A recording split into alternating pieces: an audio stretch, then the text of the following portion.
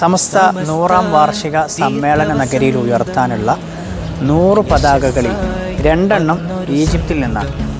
അൽഹംദുലില്ലാഹ്, ഈജിപ്തിലെ വിവിധ ദർഗാ ഷരീഫുകളിൽ ബറക്കത്തിന് വെച്ചുകൊണ്ടാണ് ഈ പതാകകൾ നമ്മുടെ സമ്മേളന നഗരിയിലേക്ക് എത്താൻ പോകുന്നത്. മഹാനായ ഇമാം സുയൂത്തി റളിയല്ലാഹു അൻഹു, സയ്യിദുന ഹുസൈൻ റളിയല്ലാഹു അൻഹു, അംർ ഇബ്നുൽ ആസ് റളിയല്ലാഹു അൻഹു, ഇബ്നു ആമിർ റളിയല്ലാഹു അൻഹു, ഇമാം ഇബ്നുൽ അസ്ഖലാനി തങ്ങൾ, അതുപോലെ ഇമാം ലൈസി തങ്ങൾ, ഇബ്നു അത്താഇല്ലാഹി സിക്കന്ദരി തങ്ങൾ, സയ്യിദ നഫീസ ബീവി, സയ്യിദ സൈനബ് ബീവി, ഇങ്ങനെ തുടങ്ങി വിവിധ മക്കാമുകളിൽ ബറക്കത്തിന് വെച്ചുകൊണ്ടാണ് ഈ പതാകകൾ നമ്മുടെ സമ്മേളന നഗരിയായ കുനിയയിലേക്ക് എത്തിച്ചേരാൻ പോകുന്നത്.